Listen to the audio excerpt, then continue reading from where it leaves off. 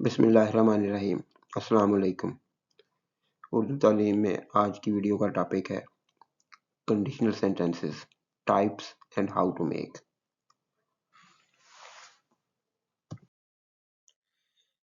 पहली किस्म zero conditional पे आएंगे हम।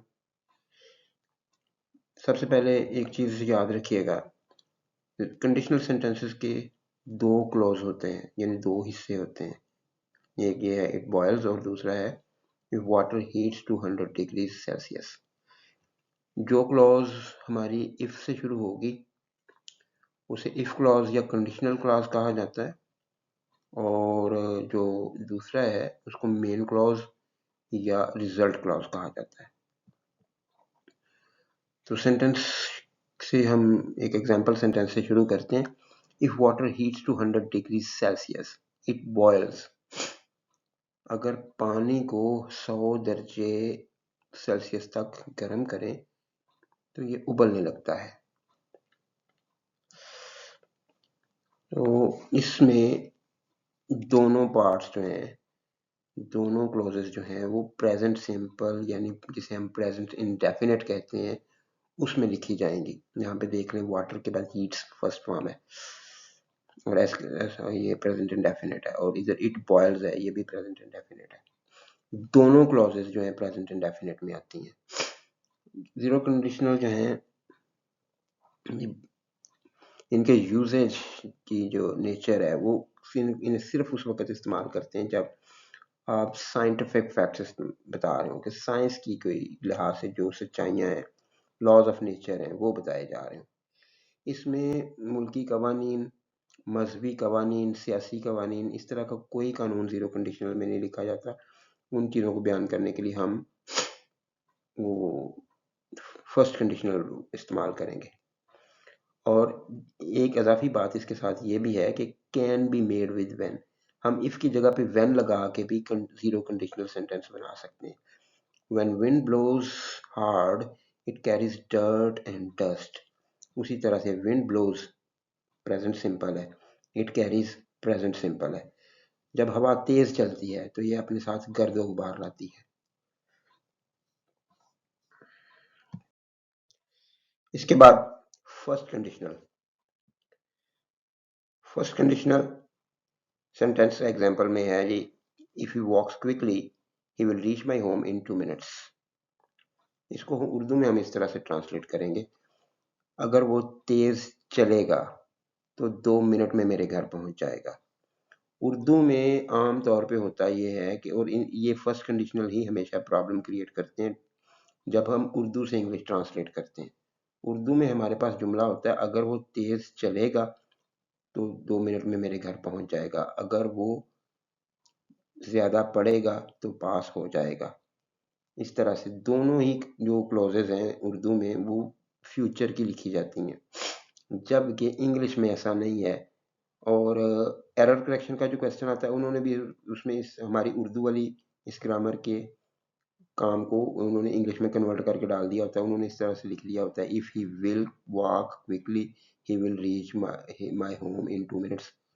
तो ये याद रखना है कि इंग्लिश ग्रामर में जो इफ वाली क्लॉज है या इफ क्लॉज है वो प्रेजेंट सिंपल यानी प्रेजेंट इंडेफिनिट में होगी, और जो रिजल्ट क्लॉज है या मेन क्लॉज है वो फ्यूचर इंडेफिनिट में होगी। ये मैंने इसका स्ट्रक्चर लिख दिया है, इसको याद रखिएगा कि इफ और प्रेजेंट इंडेफिनिट आएगा, उसके बाद कॉमा आएगा, फिर दूसरी क्लॉज आएगी वो फ्यूचर इंडेफिनिट में आएगी। और ये कब इस्तेमाल करते हैं? Real and possible situations in the future.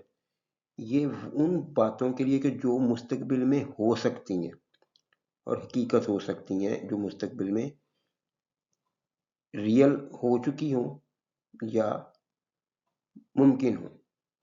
जैसे ये सेंटेंस है कि अगर वो तेज चलता है तो 2 मिनट में मेरे घर पहुंच जाएगा। तो ये एक पॉसिबल सिचुएशन है और फ्यूचर की है, पहुंच जाएगा। इसको भी हम जीरो कंडीशनल की तरह व्हेन से बना सकते हैं। When he reach home I shall convey your message to him. जब वो घर पहुंचेगा या जैसे ही वो घर पहुंचता है मैं आपका पैगाम उसे दे दूंगा।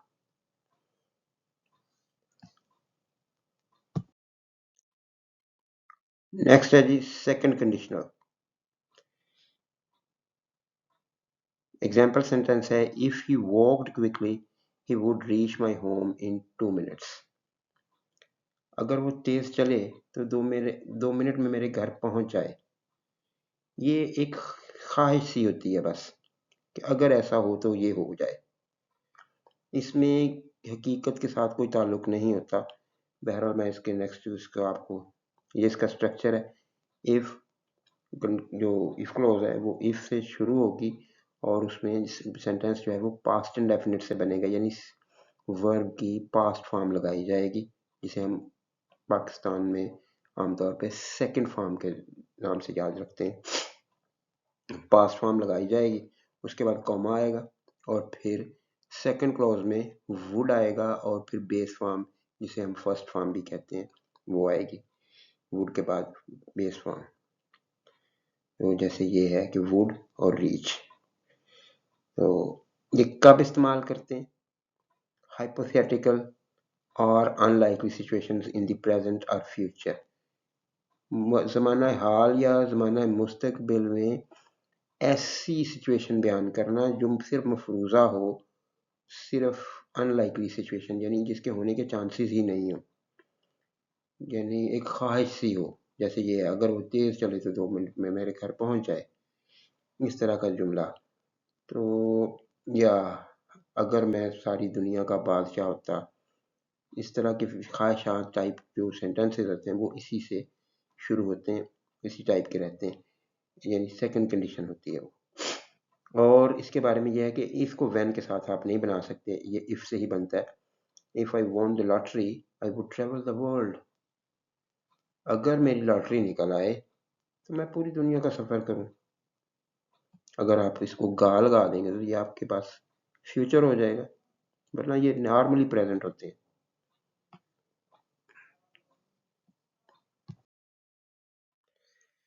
जी आखिरी किस्म है थर्ड कंडीशनल।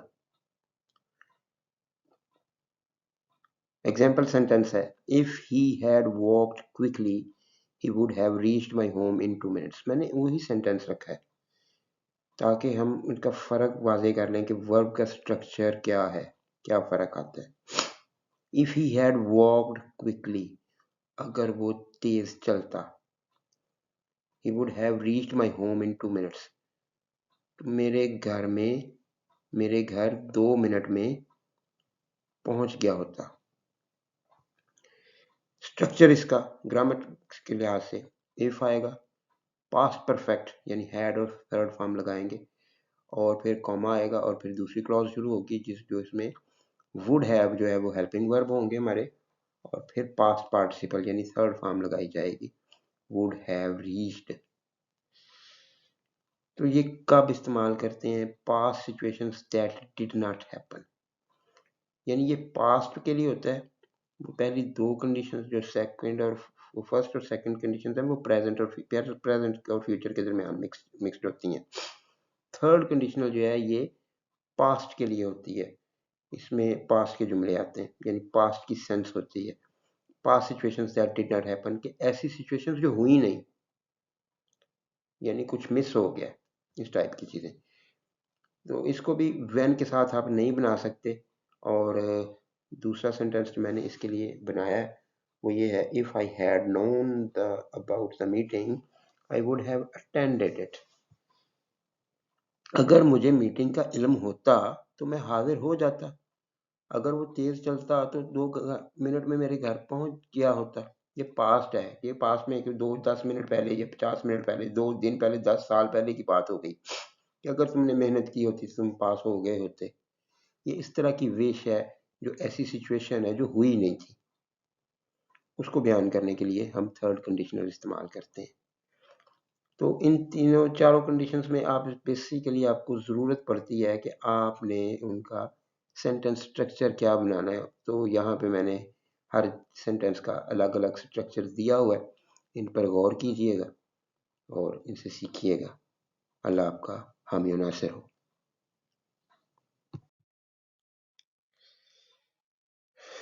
आखिर में मैं इनका रिकैप इकट्ठे करता हूँ ताकि इकट्ठे लिखे हों तो ज़रा हम कंपैरेटिवली इनको देख सकें और इनके स्ट्रक्चर भी देख सकें, इनकी जो इस्तेमाल की कंडीशन है वो भी देख सकें। ज़ीरो कंडीशनल पहले भी बताया था कि साइंटिफिक फैक्ट्स होते हैं, साइंसी बातें होती हैं, तो उसमें मैंने सेंटेंस भी ऐसा ही सिलेक्ट किया, if you mix blue with yellow you get green. दोनों प्रेजेंट इंडेफिनिट के सेंटेंसेस हैं। अगर आप नीला और पीला मिलाएं तो आपको हरा रंग मिलेगा, चाहे इधर गा लिखा हुआ है, लेकिन आपने ज़ीरो कंडीशनल में दोनों प्रेजेंट इंडेफिनिट लिखने। इसके बाद फर्स्ट कंडीशन है, ये ऐसी कंडीशन होगी कि फ्यूचर में या कुछ प्रेजेंट में जो चीज़ पॉसिबल हो उसके बयान कर किया जाता है। If he comes I shell help him, अगर वो आए तो मैं उसकी मदद करूँगा, यानी कि पॉसिबल है इस वक्त कि वो आए तो मदद की जा सकती है। इसके बाद सेकंड कंडीशन है, ये भी प्रेजेंट या फ्यूचर ही मिक्स्ड होता है, लेकिन इसमें इम्प्रॉबेबल हो चुका होता है, इसमें अनलाइकली होता है, इसमें वो चीज़ें हुई नहीं है।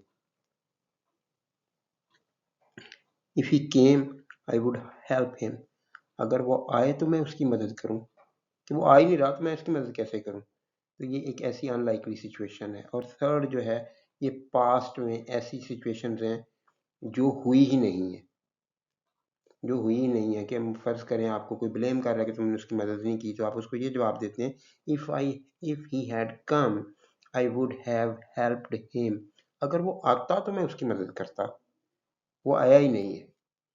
तो ये सिचुएशंस हैं, ये इनके स्ट्रक्चर हैं, इन पे गौर कीजिएगा, पहले भी बता चुका हूँ, दोबारा देखिए। अल्लाह आपका हामी नासर हो। अस्सलाम वालेकुम।